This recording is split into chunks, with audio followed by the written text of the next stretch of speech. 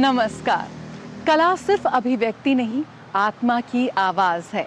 संगीत, नृत्य, चित्रकला, शिल्प, ये हमारी संस्कृति की जीवंत कहानियाँ हैं। जब संस्कृति जीवंत होती है तभी तो समाज प्रगतिशील बनता है।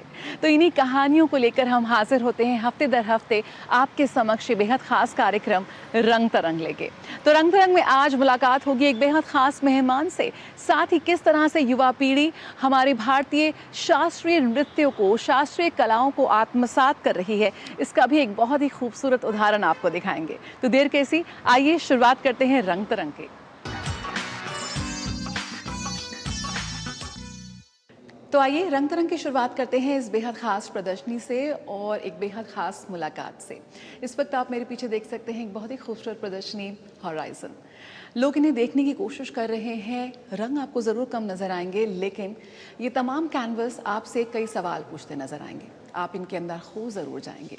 इसके रचयिता हैं पंकज झा, जिन्हें आप एक मशहूर एक्टर के रूप में जानते हैं, पंचायत में विधायक जी। जी हाँ, नाम तो सुना है, देखा है और उन्हें बहुत पसंद भी किया है उनके अभिनय के लिए। लेकिन इस प्रदर्शनी में आपको उनके एक नए रूप से पहचान होगी। तो आइए करते हैं खास मुलाकात पंकज झा से, और साथ ही एक राइटर के रूप में भी किस तरह से उनका विस्तार हो रहा है, आइए जानने का प्रयास करते हैं।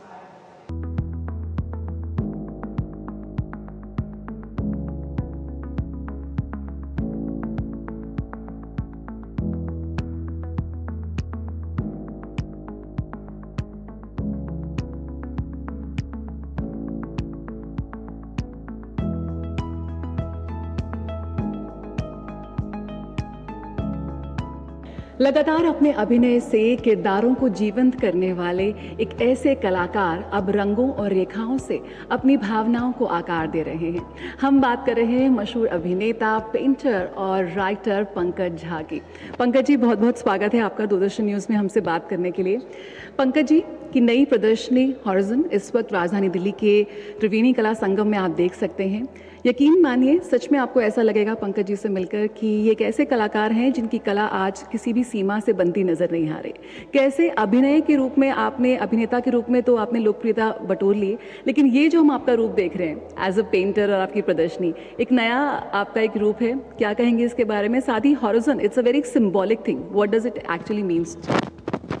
मैं पटना आर्ट कॉलेज से BFA किया था। उसके बाद मैं फिर दिल्ली आ गया तो मैं यहाँ NSD रेपेट्री में था। तो जिन दिनों में रेपेट्री में था तो यहीं था अपना रेपेट्री हमारा। तो हम घूमते थे इधर त्रिवेणी में, उधर ललित कला के गैलरी में, यहाँ जो भी गैलरी है। तो मुझे लगता था कि मैं करूँगा पेंटिंग, लेकिन अभी कुछ और एनर्जी मेरी कहीं मुझे और ले जा रही है। फिर मुंबई गए, फिर काम वाम जो भी है, सिनेमा, दुनिया, संसार को बहुत नज़दीक से देखा। सिनेमा जो ज़िंदगी का एक्सट्रीम झूठ है, जिसको लोग सच मान के उससे प्रभावित होते हैं। फिर वो तमाम चीज़ें समझ में आई, दिखा, महसूस किया, ऑब्ज़र्व किया, संसार को भी, खुद को भी। फिर मैं मिसिंग कर रहा था पेंटिंग बनाने को। तो और मैं आर्ट कॉलेज में नॉर्मली मैंने देखा कि मतलब कोई दिशा नहीं होती है किसी भी इंस्टीट्यूट में, किसी भी आर्ट कॉलेज में। अपने ही अंदर के कलाकार को आपको अभिव्यक्त करना होता है, और उसके लिए आप बाहर से कुछ नहीं सीख सकते, वो खदान आपके अंदर में ही है। फिर मेरी ज़िंदगी में ओशो आए और फिर मैं ओशो आश्रम जाने लगा। हाँ, तो मैं ABCD से ज़िंदगी शुरू हुआ मेरा, इसलिए बीच में लोगों को लगता था गैप हो गया, ये हो गया। क्योंकि अभी जो लोग रियल सिनेमा कर रहे हैं वो मैं बहुत पहले कर चुका था, चमेली, गुलाल, ब्लैक फ्राइडे, ये सब करके उस तरह से। पर मुझे लग रहा था कि मैं बहुत ही, पता नहीं, मैं मुंबई में बहुत मिसफिट महसूस करता था अपने आप को। जो मेरी बुक आई है अज्ञात से ज्ञात की ओर, उसमें कविता है कि आदमी से पूछता है आदमी कि किधर मिलेगा आदमी, दूसरों की निगाहों में खुद का पता पूछता है आदमी, अपने घर वापस कब आएगा आदमी। तो फिर मैं ओशो आश्रम जाने लगा। फिर वहाँ मैंने अपने ऊपर बहुत काम किया। उसके बाद ये सब जो क्रिएटिविटी मेरी निकली, फिर मेरी बुक भी आई अज्ञात से ज्ञात की ओर। फिर मुझे रियलाइज़ हुआ कि क्रिएटिविटी जो है वो जब आप नहीं होते हो तब आपके अंदर से जो निकलता है, दिस इज़ रियल क्रिएटिविटी। तो ये मेरे मेडिटेशन, ध्यान, अपने ऊपर काम करने का फ्रेगरेंस है। इसीलिए यहाँ पे जो भी आर्टिस्ट लोग आए उन सबको शॉकिंग लगा। ये काम मेरा जहांगीर में भी शो किया था हमने, तो वहाँ भी आर्टिस्टों को बहुत यूनिक लगा, क्योंकि इतना बोल्ड, इतना फ्रीली और इतना बिना बेझिझक और बिना माइंड का हर आर्टिस्ट काम करना चाहता है। और जैसे हमने पंचायत में काम किया, वो भी मेरे मेडिटेशन ध्यान का वो खुशबू है जो लोग इतना कनेक्ट हुए। रंग से आपने दूरी क्यों बनाई हुई है? रंग नहीं नज़र आ रहे मुझे इनमें। मैं छोड़ दिया हूँ, मैं पता नहीं, ब्लैक एंड वाइट मुझे बहुत ही मैग्नेटिक लगता है। अभी भी मैं जब ब्लैक एंड वाइट फिल्म देखता हूँ या मुझे लगता है रंग के ना सब रंग दिया गया है, लगता है कुछ गलत को ढक दिया गया है। मैं जब जहाँ बड़ा हुआ हूँ, मेरा गांव में, मुझे याद है दूर दूर तक हम देखते थे धान का खेत और वो क्षितिज और आसमान, और देखते देखते देखते तो जितना दूर हम देखते हैं उतने हम अपने करीब आते हैं, इसलिए लोग अपने करीब आना भूल गए हैं। तो ये मेरा पेंटिंग क्रिएटिविटी एक तरह का थेरेपी भी है। अगर इसको बैठ के देखेंगे तो जितना दूर जाएंगे ना उतना आप अपने करीब आएंगे। इसलिए तो अपनी बचपन की यादों को आपने इसमें दिखाने की कोशिश की है, और साथ ही आपने लिखा है अपनी पेंटिंग की शुरुआत में कि अगर ये पेंटिंग आपको देख रही हैं, आप इन्हें देख रहे हैं, तो ये भी आपको देख रही हैं और ज़्यादा सोचने की ज़रूरत नहीं है, सिर्फ इन्हें देखें। ऐसा क्यों कहा? क्योंकि सोचना बीमारी है। हर आदमी के अंदर एक पागलपन है, लोग स्वीकारे या ना स्वीकारे। कि जब आप एक्चुअल मेरे पेंटिंग को देखेंगे तो कनेक्ट होंगे आप अपने आप से, तो पेंटिंग भी आपको दिखेगा। ऐसा किस तरह से आप अलग अलग माध्यम में काम करते हैं? क्योंकि कैमरे के आगे एक एक्टर, जब अपनी किताबों के बीच में हैं तो एक राइटर, यहाँ पर आप रंगों और कैनवस के बीच में हैं। कैसे सीमाओं को पार करते हुए एक इंसान के रूप में जब आपने खुद को डिस्कवर किया, आज अलग अलग माध्यम से आप खुद को एक्सप्रेस कर रहे हैं, कितना कुछ है अंदर? मेरी कविता है कि आते तो देखा था शायद आर पार हो गया। तो वो अभी आर पार, वो व्यक्तित्व, वो बीइंग ही आर पार हो गया है। मेरा कुछ अभी है नहीं। जैसे मेरी कविता है कि एक हम हैं, एक तुम हो और एक कोई नहीं है। तो वो जो कोई नहीं है ना, वो उसको हम नहीं नाम दे सकते हैं, ना उसके बारे में उसको डिफाइन कर सकते हैं, ना उसके बारे में बात कर सकते हैं। और दूसरा के बात ये नहीं है कि मैं पेंटिंग बनाता हूँ या एक्टिंग करता हूँ या मैं लिखता हूँ, नहीं। अभी मैं आपसे बात भी कर रहा हूँ, उसमें भी एक फ्रेगरेंस है, एक खुशबू है, मैं की बदबू नहीं है। आम लोगों की बात करें, देखते हैं, पहचानते हैं, एक एक्टर के तौर पर आपने अच्छी खासी लोकप्रियता हासिल की है, किस तरह से उसको लेते हैं, उस लोकप्रियता को, उस पहचान को, उन सवालों को? पूरी दुनिया अभी मेरे साथ फ़ोटो खिंचाती है, ये है वो है, जो भी है। तो उसमें से एक छटाक भी मेरे भीतर नहीं जा सकता है। मेरे लिए मायने रखता है ये कि मैं अपनी नज़र में कैसा हूँ, है ना। मैं बहुत मुश्किल से पढ़ाई लिखाई करके निकला हूँ बाहर, क्योंकि मुझे पढ़ाई लिखाई में बिल्कुल मन नहीं लगता था। और अभी मैं इंडिया के जितने भी बड़े इंस्टीट्यूट हैं एजुकेशन के, वहाँ मुझे बुलाते हैं बातचीत करने के लिए, टेडेक्स में, इधर उधर, तो वैसा। तो अभी मुझे एक मैसेज भी मैं दे रहा हूँ, एक बहुत सुंदर चीज़ मैं लोगों को दे रहा हूँ कि मतलब ये जीवन मिला है और छोटा सा जीवन है, आपको जी के यहाँ से जाना है, हम लोग जर्नी में हैं, ये घर नहीं है। ऐसा एक और कविता सुना देता हूँ कि यहाँ हर बात की क्यों वजह है बेवजह, माँ घर का सारा काम करती है बेवजह, बहन चुपके से जेब में कुछ पैसे रख देती है बेवजह, बाबूजी मेरे दिए हुए पुराने शर्ट पहन के इधर उधर घूमते हैं बेवजह, फूल खिलते हैं बेवजह, बारिश होती है बेवजह, कोयल गाता है बेवजह, छुटकी जब बीच रात को ठंड लगती है तो चादर उड़ा देती है बेवजह, एक छोटा बच्चा अपनी छोटी बहन को तपाक से गले लगा लेता है बेवजह, जब यहाँ प्रेम होता है बेवजह, फिर यहाँ किस बात की वजह है, बेवजह बेवजह बेवजह। बहुत खूबसूरत, बहुत खूबसूरत, और बहुत ही धन्यवाद हमसे बात करने के लिए। यकीनन पंकज झा का एक नया अंदाज, एक नया रूप आपको यहाँ देखने को मिलेगा। हॉरिज़न इस प्रदर्शनी का नाम है, जो कहीं ना कहीं आपके दिल को छुएगी, आपको झंझोरेगी। और अगर मुलाकात करने का मौका मिला तो ये कई सवाल भी आपसे पूछेंगे कि आखिर आपको खुद को एक बार फिर से ढूंढने का प्रयास यहाँ पे करना होगा। भारत की कला परंपराओं में भक्ति रस का खासा प्रभाव रहा है। आइए आपको ले चलते हैं एक बेहद दुर्लभ प्रदर्शनी में, दक्षिण दिल्ली, जहां पर उत्तर और दक्षिण भारत की भक्ति कला परंपराओं का प्रदर्शन किया गया। बेहद खूबसूरत और भारत की दुर्लभतम आर्ट वर्क्स को आप इस प्रदर्शनी में देख सकते हैं। कैसे इस प्रदर्शनी को लगाना मुमकिन हुआ, आइए जानते हैं रसील गुजराल से और देखते हैं इस प्रदर्शनी की एक झलक।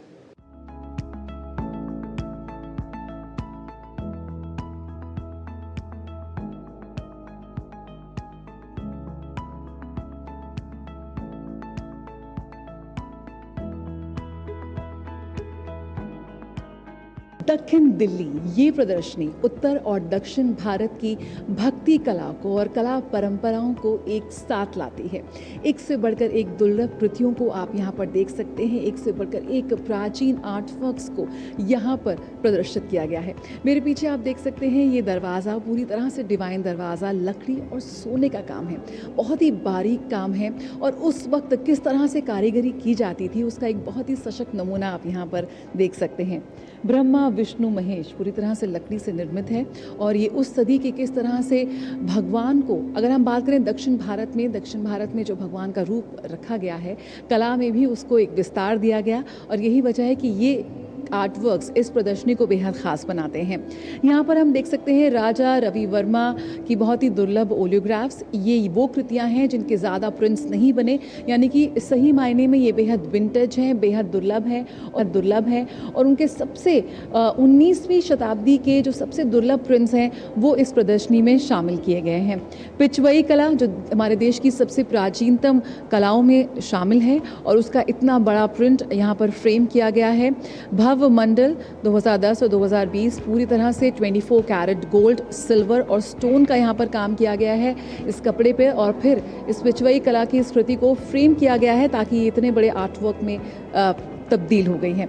यहाँ पर आप देख सकते हैं अन्न पक्षी वाहनम, 19वीं सदी की है ये और पूरी तरह से लकड़ी से बनी हुई है। कितना बारीक है, कितना मैग्नम है और कितना खूबसूरत, कितना अद्भुत है। ये वो कृति हैं, ये वो आर्ट वर्क्स हैं जो हमें उस दौर में ले जाएंगी, उस सदी की जो बारीक कारीगरी और जो मजबूत कारीगरी का बहुत ही सशक्त उदाहरण हम यहाँ पर देख सकते हैं। भारत की प्राचीन कला, हमारे दस्तावेज जिनको डॉक्यूमेंट करने का बहुत ज़्यादा प्रयास किया जा रहा है, उसी कड़ी में ये बहुत ही अहम है ये प्रदर्शनी का आयोजन। यकीनन हमारी युवा पीढ़ी हमारे इतिहास से, हमारी कलाओं से, हमारी परंपराओं से अवगत हो, उससे वाकिफ हो, यही कोशिश है यहाँ पर इस प्रदर्शनी के ज़रिए, जहाँ पर हमारे देश के दुर्लभ कारीगरों द्वारा उनकी कृतियों को यहाँ पर देखा जा सकता है, महसूस किया जा सकता है।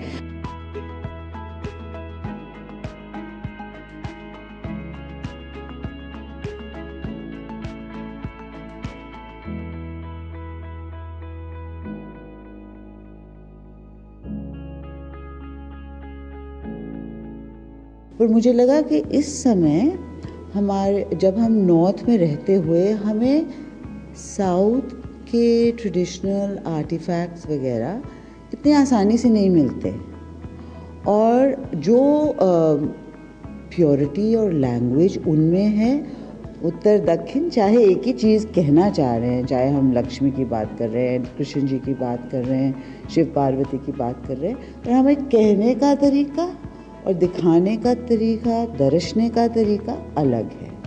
पर ये ट्रेडिशंस कैसे जुड़ती हैं, हमारी जो सोच है वो कैसे एक है और कैसे ट्रेडिशंस नॉर्थ से साउथ को ट्रैवल करें, वहाँ पर वो कैसे जुड़ के वो कैसे वापस आएँ और आजकल हमारी ज़िंदगी में उनकी क्या रेलेवेंस है।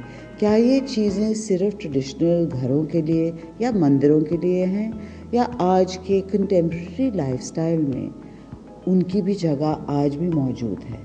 इस कॉन्वर्सेशन को, इस वार्तालाप को आगे लाने के लिए और हम सबको, आपको और मुझे, इन चीज़ों की बातें करने का मौका और इन चीज़ों को दरसने का मौका, ये थी इसके पीछे सोच।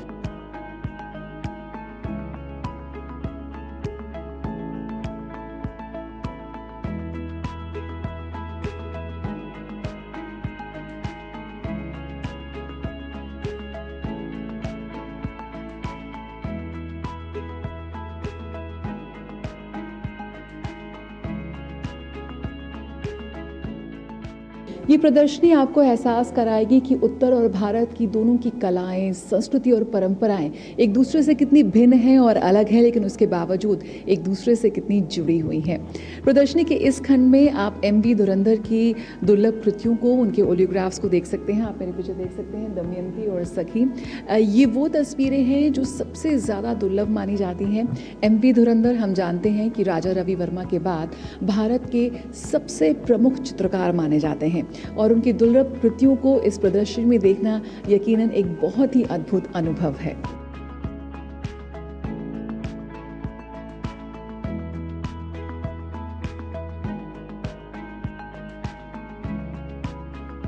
नंदी जी हैं, वो तो आपके शिव परिवार की वाहन हैं, राइट? तो वाहन क्या है? हमारे हर जो डेटी हैं, चाहे शिव परिवार है, शिव भगवान है या कृष्ण भगवान है या लक्ष्मी जी हैं, सबकी अपनी अपनी सवारी है। तो जो वाहन है वो ये शिव जी की सवारी है। सो नंदी जी शिव जी की सवारी हैं। तो साउथ में जब बड़ी ये प्रोसेशंस निकलती हैं, जब कोई त्योहार होता है, तो इस वाहन पे एक फट्टा लगा जाता है। उस फट्टे पे शिव जी की या शिव परिवार की मूर्तियाँ रखी जाती हैं और ये पीछे मिरर जो आप देख रहे हैं, ये इसको कहते हैं प्रभावली। ये प्रभावली उनके आसपास एक मंदिर सा बनाती है। तो आइडिया ये है कि हम जब एक ट्रेडिशनल स्कल्पचर को देखते हैं, हम समझते नहीं हैं कि उसकी ओरिजिन क्या थी। जब हम उसकी ओरिजिन समझते हैं, हम अपने कल्चर से थोड़ा और जुड़ जाते हैं और वो जानना बहुत ज़रूरी है।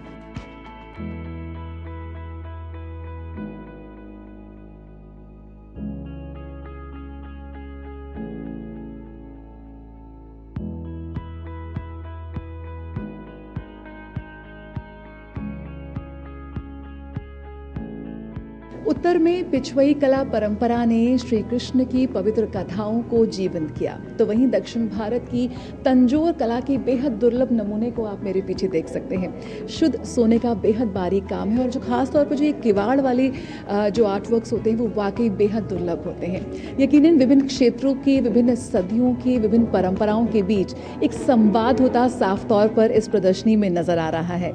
यकीनन अगर आपको मौका मिले तो ज़रूर आइए, इस प्रदर्शनी का हिस्सा बने और कला के इस उत्सव में शामिल हों।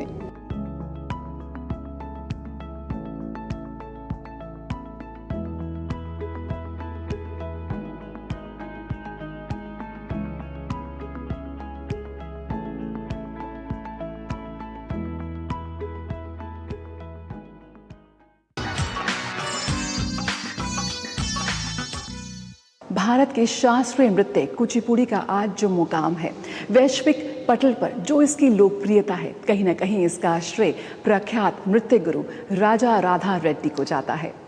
पद्म भूषण से सम्मानित राजा राधा रेड्डी ने अपने संस्थान के जरिए लगातार युवा पीढ़ी को इस नृत्य से जोड़ा है।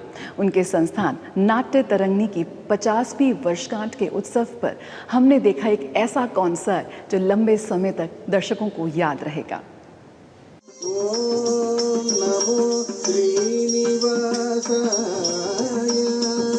नई दिल्ली के साकेत स्थित नाट्य तरंगिणी परफॉर्मिंग आर्ट सेंटर में 26 अप्रैल की शाम एक भव्य और यादगार सांस्कृतिक आयोजन देखने को मिला।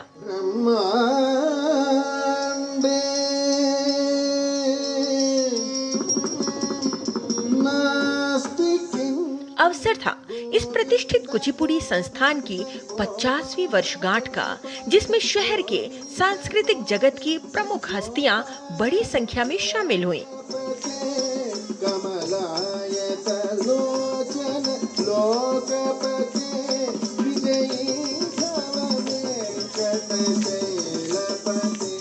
कार्यक्रम का आयोजन राजा राधा रंगमंच में किया गया, जो पूरी तरह दर्शकों से भरा हुआ था। सचतुर्मुख षण्मुख पंचमुख प्रमुख किल दैवत मौनि मने। साल 1976 में पद्म भूषण से सम्मानित महान गुरु राजा रेड्डी और राधा रेड्डी द्वारा स्थापित इस संस्थान ने बीते 5 दशकों में कुचिपुड़ी नृत्य को नई ऊंचाइयों तक पहुंचाया है।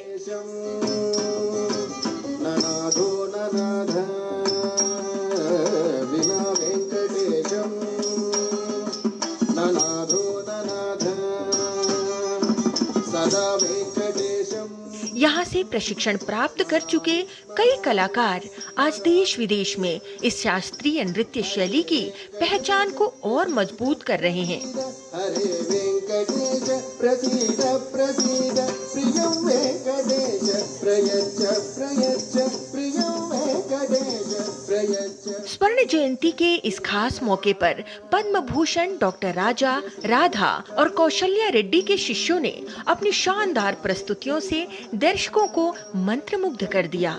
करीब 3 घंटे तक चले इस सांस्कृतिक कार्यक्रम की शुरुआत भगवान वेंकटेश्वर की वंदना से हुई, जिसने पूरे माहौल को भक्तिमय बना दिया।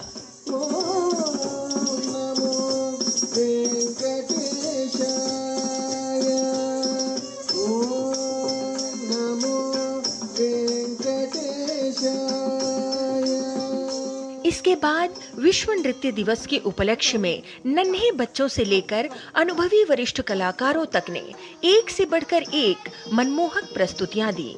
हर प्रस्तुति में साधना, समर्पण और कला की गहराई साफ झलक रही थी।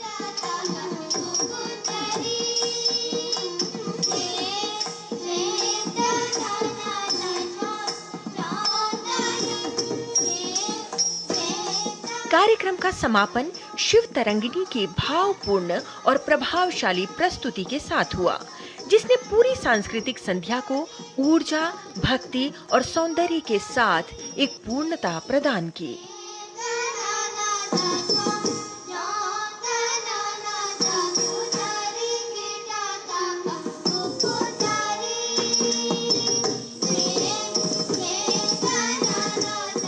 ये आयोजन न केवल नाट्य तरंगिणी की समृद्ध यात्रा का उत्सव था, बल्कि भारतीय शास्त्रीय नृत्य की जीवंत परंपरा को भी एक नई प्रेरणा देने वाला साबित हुआ।